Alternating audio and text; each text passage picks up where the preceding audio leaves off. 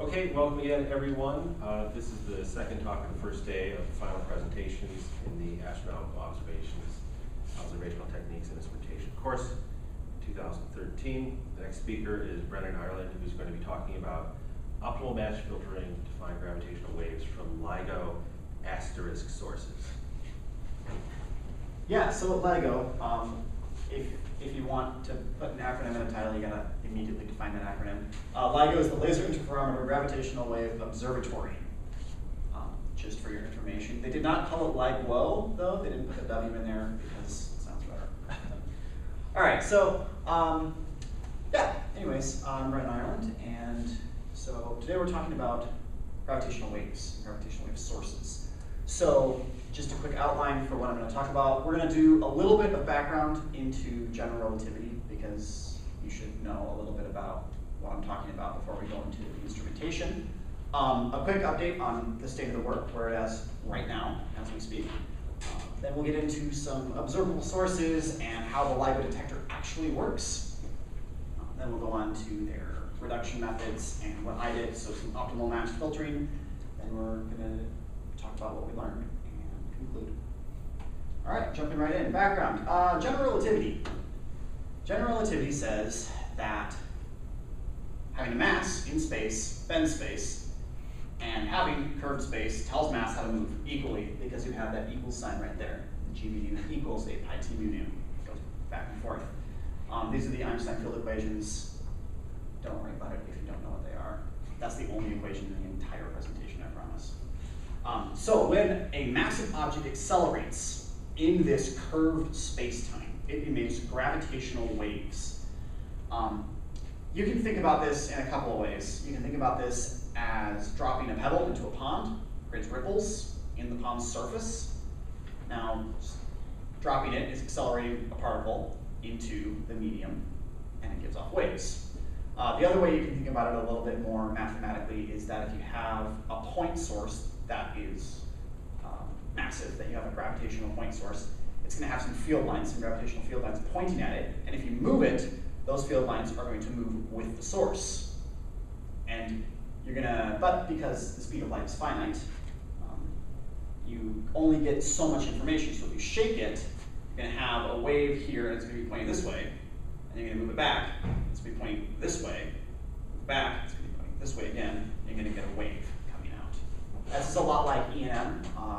If you've ever done dipole radiation from an E&M source, jiggle a particle, it creates this light wave. It's the same basic concept. The only wrinkle in that is that with E&M, you're emitting in dipoles, but in gravitational waves, you're emitting in quadrupoles. So it's just the next order up. All right, so Einstein was the first guy to predict gravitational waves, but he said that it would be impossible to ever detect them because they are so small. So we are kind of out to prove Einstein wrong and right at the same time. Prove his theory right, prove him wrong, but we can't actually detect these. And that's a good picture of Einstein. All right, so this is fast becoming my favorite picture to show in talks. This is a binary black hole pair in the relativistic regime. So what you have is you have two black holes, and they are inspiraling towards each other. They're losing energy due to this gravitational radiation, and so they're going to spiral in and they're going to merge, basically. So up on the top, you have their the merger, an artistic representation of what the merger is going to look like. Then here, this is a simulated gravitational wave response. This is what you're going to get for a signal in the detector.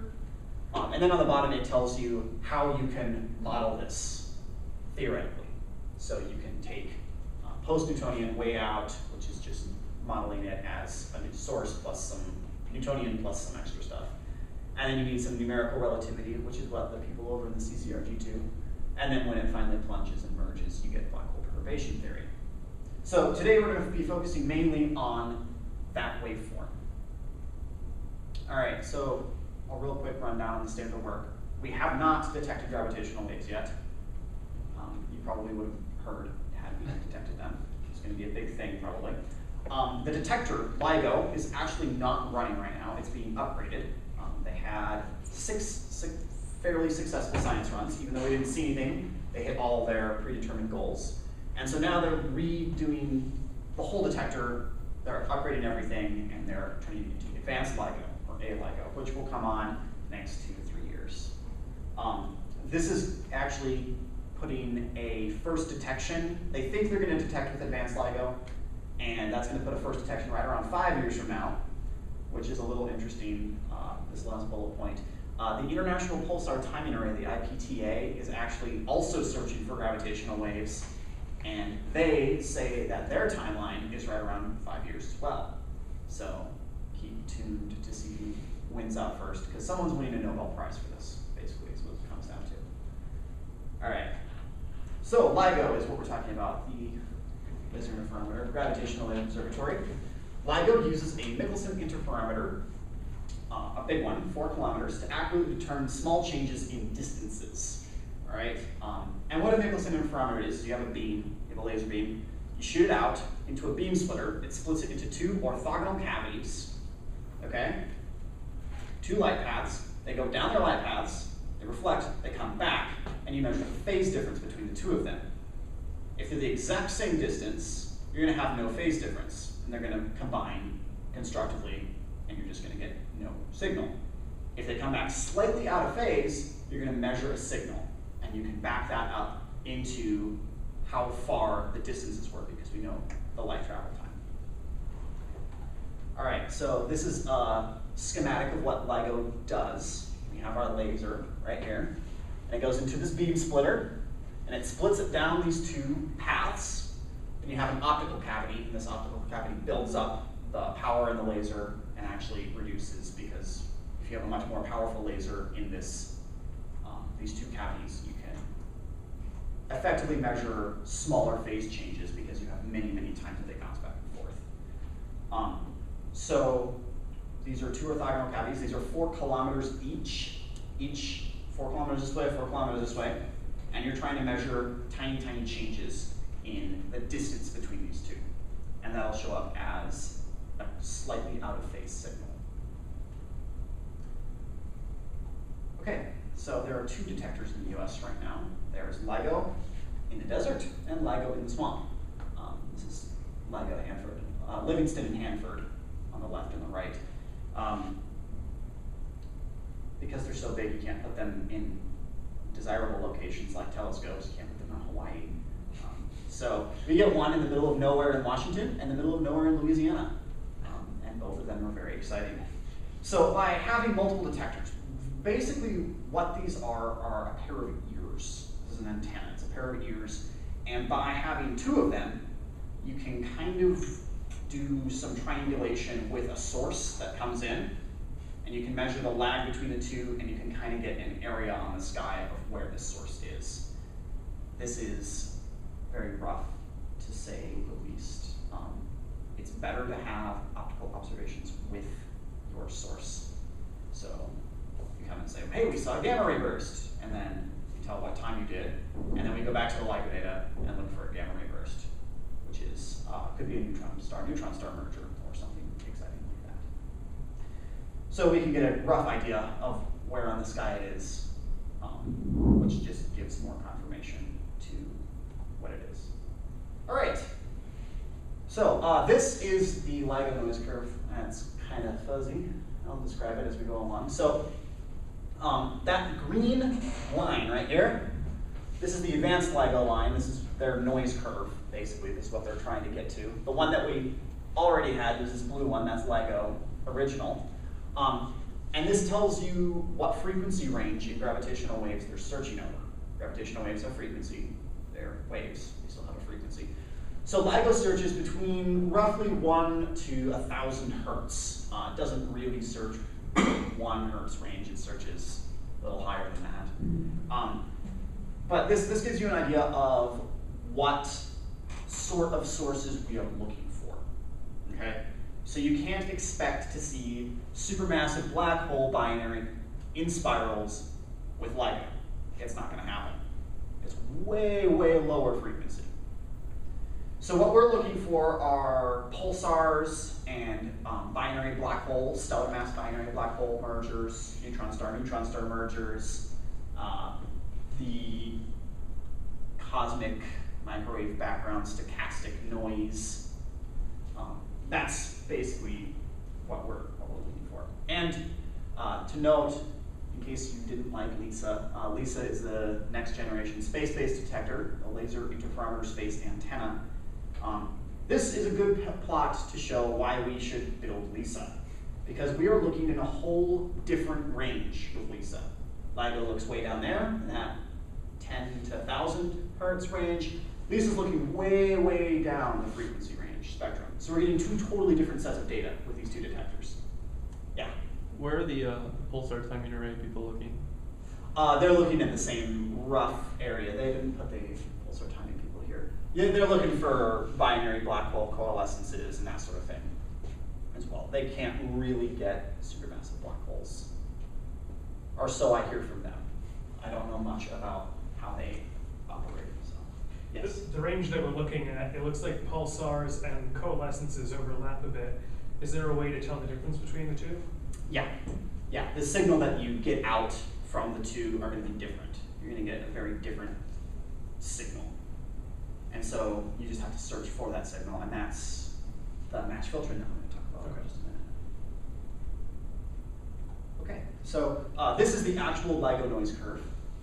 It's a little bit messy, but this is the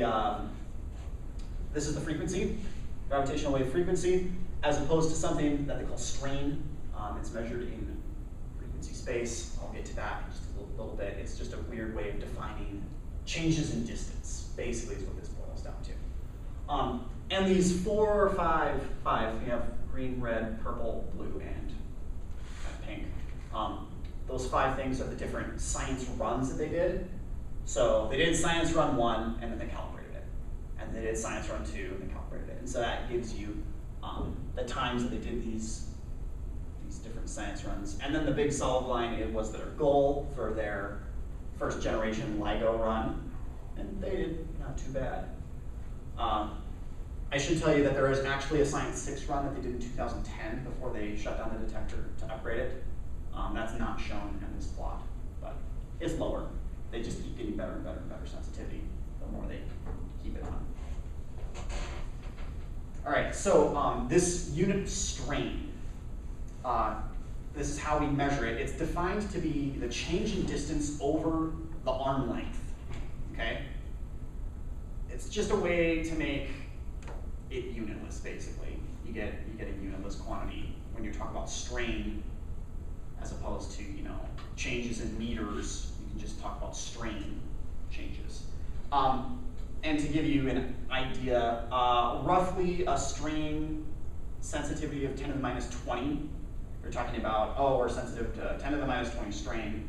That roughly corresponds to about 10 to the minus 18 meters. That's the difference that you can measure in distance. Now this is over 4 kilometers. You have a 4 kilometer tube and a 4 kilometer tube, and we're trying to measure something 10 to the minus 18.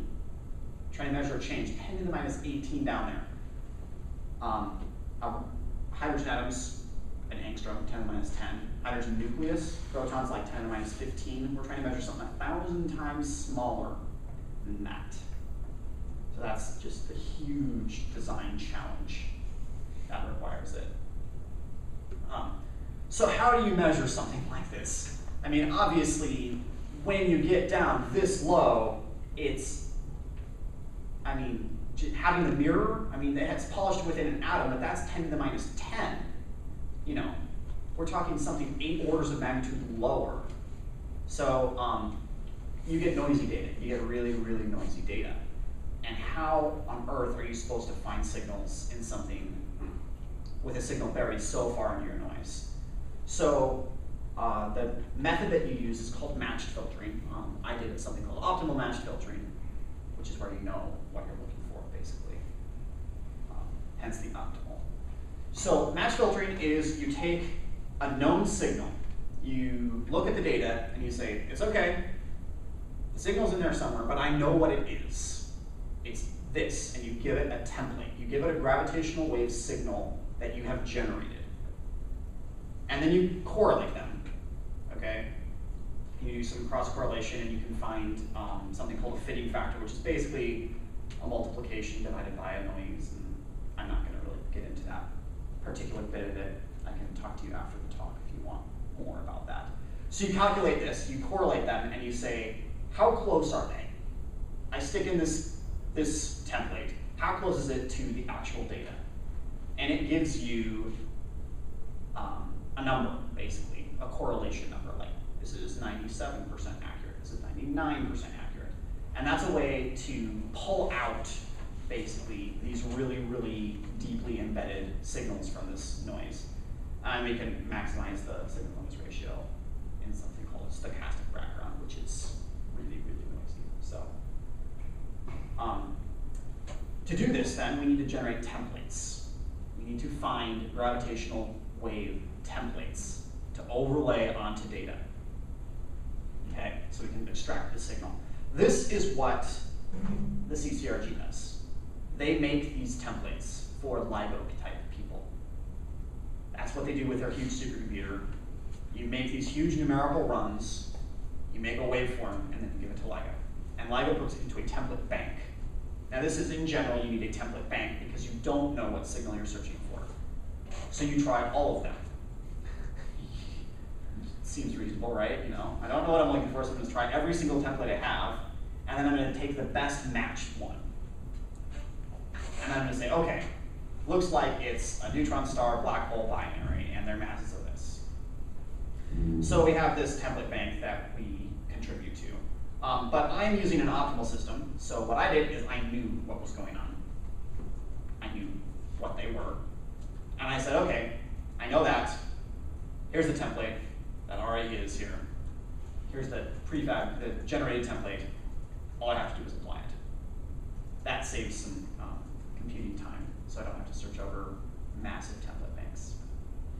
All right, so to make it work optimally, this is just a little bit of a more technical thing. We transform the time series into frequency space with a Fourier transform. Then you multiply the Fourier space by the template, which is this fitting factor idea, and then you divide by the noise, each frequency bin. Inverse Fourier transform it, gets you back to time space, and you plot it as a function of the offset time between the template and the data. So what does this look like? Let's look at some actual data. All right. So this is a perfect match filter. This is a blind injection, which is they shoot in. They put in something artificially. This is not a gravitational wave. I have not detected that. I'd be accepting my Nobel Prize if I did. This is a blind injection. They put it in to see how it works. This is also a little bit even nicer than that. This is a known template, a really, really nice template with some with not the full noise spectrum of LIGO. This is like truncated noise. This is nicer noise. They put Gaussian noise in instead of the actual noise curve. So it makes it a lot nicer. You can see the results better is what happens. So here's what the time series looks like. Okay, this is strain, this weird unitless quantity, and this is seconds. I've only plotted 2.5 seconds here. This is the frequency chunking that we do. Now you can notice that this strain is 10 to the negative 16, all right? And it looks like noise. Now we're looking for something that's 10 to the minus 20-ish. There's the template in strain, which is 10 to the minus 19. Near the topic, and I suppose it's still 10 to the minus 19. So we're looking for something 10 to the minus 19 and something that's 10 to the minus 16. It's going to get 1,000 times better. So here's the template that we will use. This is I think this is a equal mass binary system. Is the template that was generated with this. That's what that looks like. All right, so now what we do is we cross-correlate them, okay?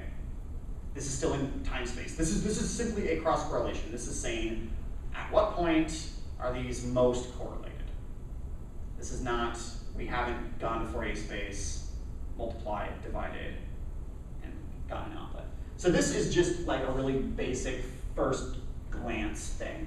And you notice that they're pretty correlated, right around here, 5,000-ish seconds. And then you notice kind of a periodicity in this as well. That's the reason I put this up here. You can see this kind of periodicity. That I'll discuss in the coming slides. Yeah, so when you actually do the full match filter, you take it, you Fourier transform it, correlate it, divide by the noise, whoops, you get that. Now that is obviously a really big spike. That is a signal. Boom, we finally pulled a signal out of this. This is not the signal noise ratio, by the way. That's not what this is. So this is saying that we have a signal and it happened right around 5,000 seconds, okay? And we can see that we have really reduced the noise of our system, basically. We've really beat it way, way down, so the signal stands out a lot. This is because we're actually doing the filter. We're dividing out the noise at this point. That cross correlation, we hadn't divided out the noise. Now we have. So this is periodic. If you notice, you have like this big spike, but then you kind of see this bump, and then another bump, and then another bump, and another bump. That is because the template that we used is periodic. Okay, it's a sine wave. It's periodic. I'm going to go back and look at it. There you go. It's periodic, and so even though it had the best match right at 5,000 seconds-ish, it's still, if you offset it to its next best match, you're going to get a little bit of a bump. So you get a big bump, and then you get a little bump, and then another little bump. Because you are periodic and you're just shifting waves. You're shifting down those individual sine waves. And even though it's not a really good match, it's still a match enough to get that period. All right, so that's what the best case scenario looks like. You get this huge spike. So what happens if you do not get a huge spike and you have a really bad match? So what I did is I took some different time series data that wasn't this one, not the correct template, basically. And I'm applying the wrong template to the data, and this is what it looks like. So this is just nothing, basically. It's noisy. You can notice that it's 2 orders of magnitude lower. It was 10 to the 9. The other match filter, this is 10 to the 7. This is 2 orders of magnitude lower than that. There's no clear peak, so what's happened here is we've either found no signal, there's no signal in this, or we've applied the wrong template. Now, we applied the wrong template. I applied the wrong template to this, so we didn't find a signal, obviously, because we're not looking for the right signal. So we've seen both of these cases. We've seen a really good filter, we've seen a really bad filter. So some of the questions we can ask are, how does this method fail? You know, where are the pitfalls of this method? And what do we need to do to make sure that this method succeeds? So we can fail if we missed the template. If for some reason we just didn't put the correct template in, like you see, you get nothing, you get gibberish. That's pretty rare at this point. We have so many templates that we can search for lots and lots of different ones. And you're going to get at least something that looks correlated, and then you can fine tune the parameters as you need to. The other thing is that general relativity could be wrong. This actually comes back to the templates not being correct, right?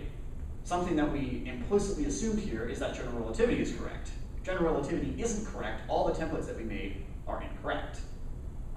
There are a couple groups that do this, that make alternative theory templates for this. It's not very big. Most people seem to think that general relativity does a pretty good job at explaining it, and the other theories tend to be way out there, so it's an Occam's razor type argument. Another thing is that gravitational waves could just not exist. This comes back to general relativity being wrong, because general relativity predicts gravitational waves. If there aren't gravitational waves, something's going on. again, that's kind of pretty rare at this point. People seem to think that there's a lot of really indirect evidence for gravitational waves, so you seem to think that we're just really close to getting there. And the final thing, which is kind of what LIGO happened, is just the signal is still below our sensitivity of the detector. We just haven't gotten down far enough yet. And so that's what we're doing. We're upgrading, we're trying to get it even better, to get even smaller strains so that we can find these signals. So for this method to work, what do you need? Well, you have to have data that has a signal. Pretty obvious. You need to have a correct template to match to. And then you gotta be able to manipulate your data. Yeah, before you transform it, you gotta do all this statistics to it in order to get it out. So on all three of those things we think are good, and this detector does give us. So just real quickly, to wrap up, for some future work, instead of applying an optimal match filter, what you can do in the future, what I can continue to do, is I can continue and look over a template bank instead of just this match filter.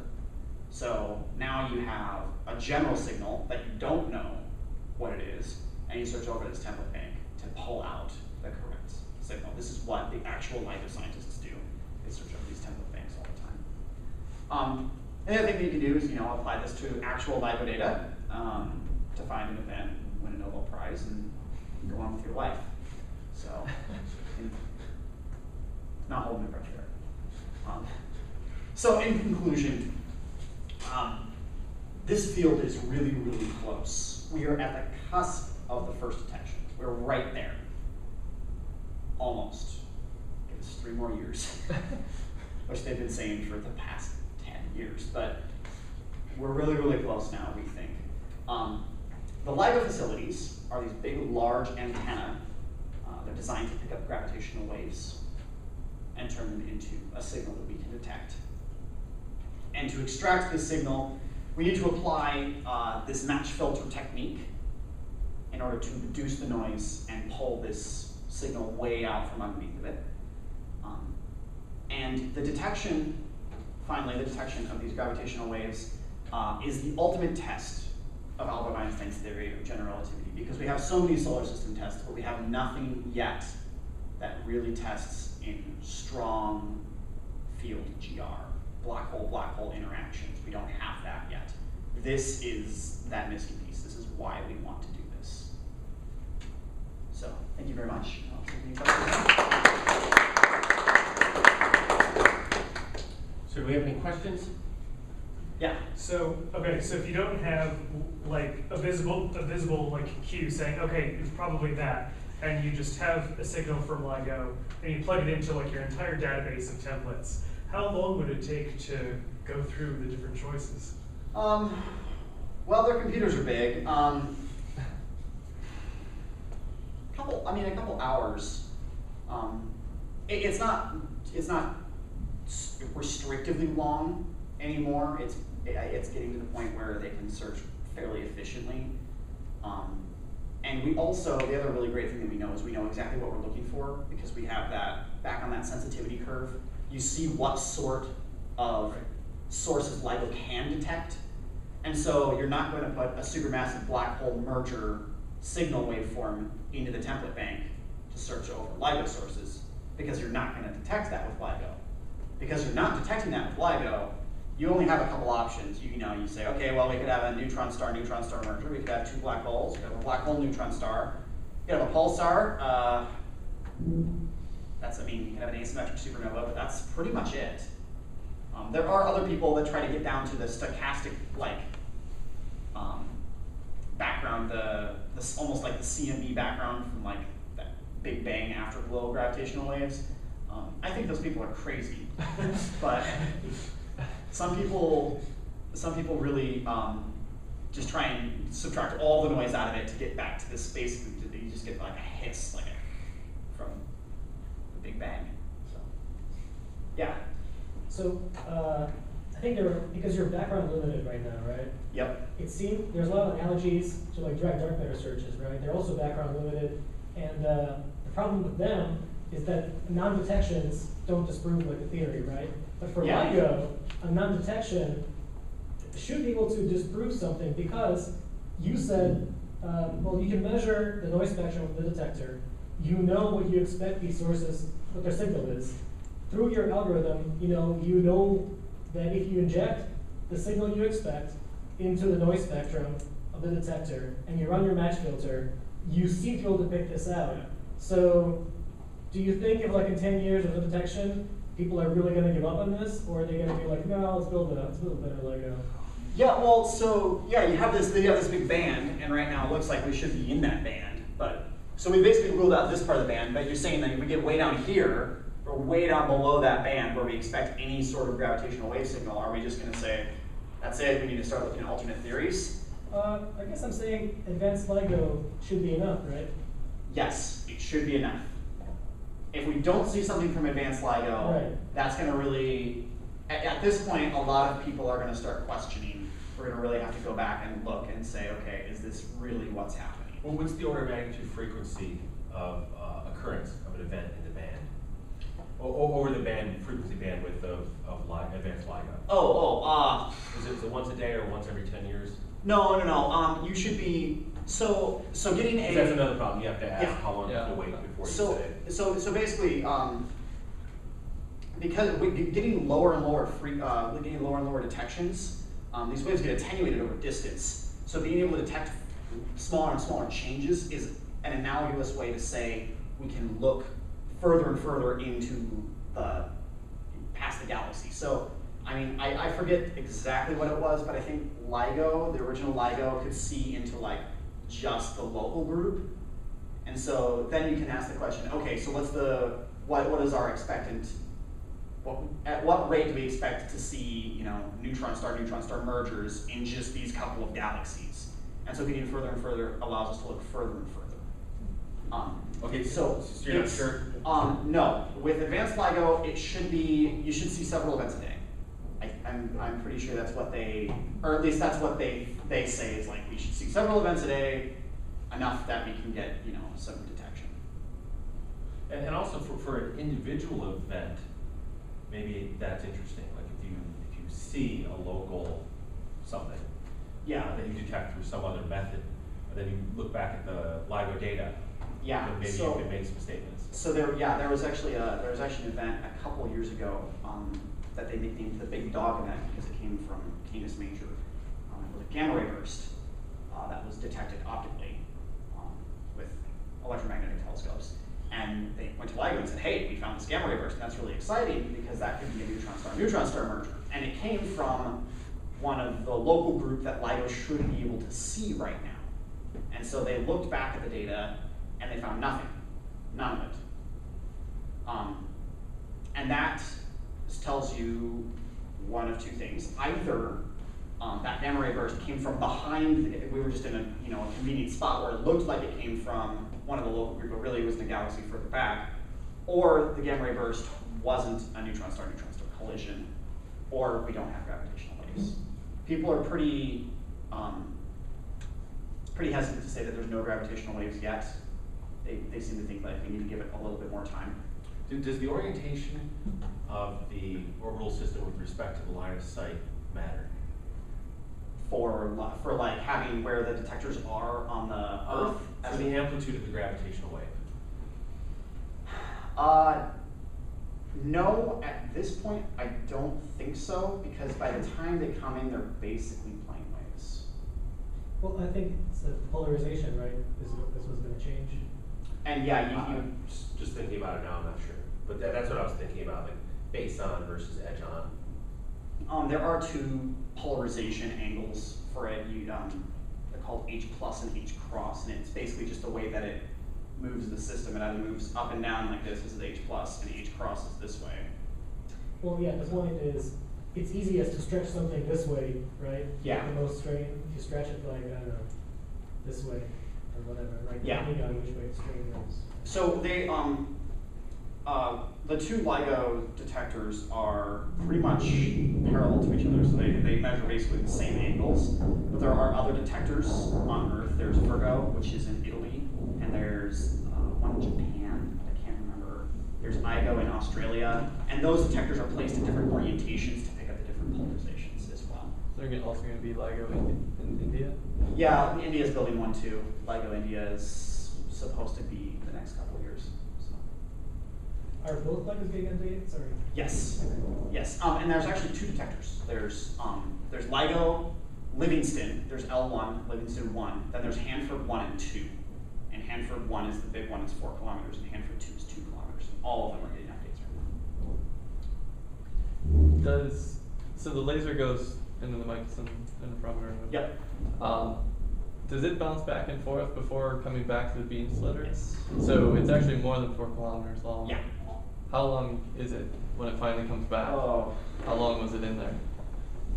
It stays in there for a while. I don't remember the exact number, but it builds up its power in that cavity, in that optical cavity, and comes out at a really, really high power beam coming back. I can't remember exactly. Because the longer it's I have in to- there, the more sensitive it becomes, right? 'Cause Yeah. It's basically like making a longer arm.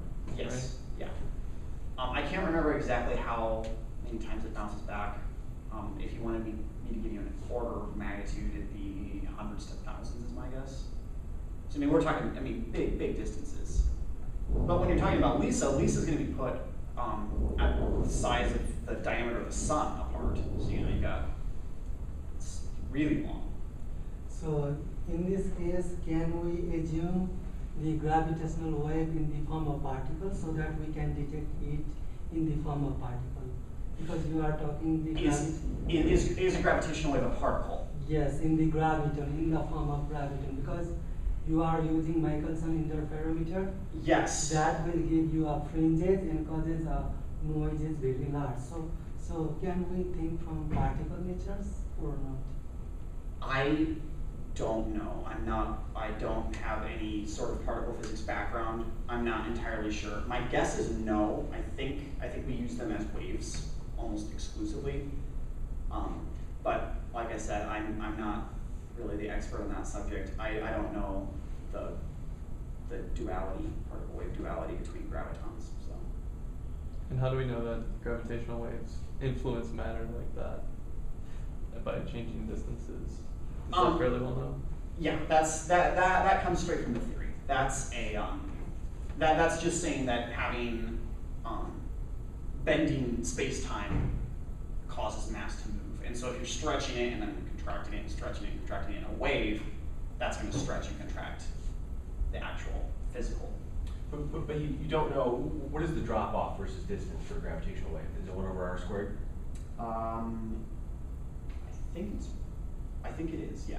Well, it's either 1 on r squared or it's either 1 on r squared or 1 on r cubed, I can't remember. Right, but it's something. Yeah. And that comes from theory. Yeah. Right. And the action of gravity at large distances is sort of becoming a head scratcher, right? Yeah. So there's something funny there that you're assuming something that people are actually starting to question, the fundamental drop off of gravity versus distance, right? Yeah. So yeah, right now we are assuming something. But like I say, if we don't find if we don't find these gravitational waves, then we're really gonna have to go back. Yeah, then you can blame the fact that it's not 1 over r fixed, and then you can invent more projects. And, Yeah. And get more funding, right? Put it underground to eliminate all that truck noise coming across on highways. And, yeah. The logging. There's plenty of stuff that you can do. So what kind of thermal control is needed for something this sensitive? It's liquid helium cooled. I think they hold it really steady. I couldn't give you the actual thermal control, but it's you have to hold it really, really steady. And you have to hold. What you have to do is you have to have an evacuated chamber for that laser, and then what you really need to hold thermally stable is the mirrors. You don't necessarily have to hold the whole cavity thermally, but the mirrors really have to be thermally isolated. Okay, I think that's all we have time for. Let's thank Brenda again.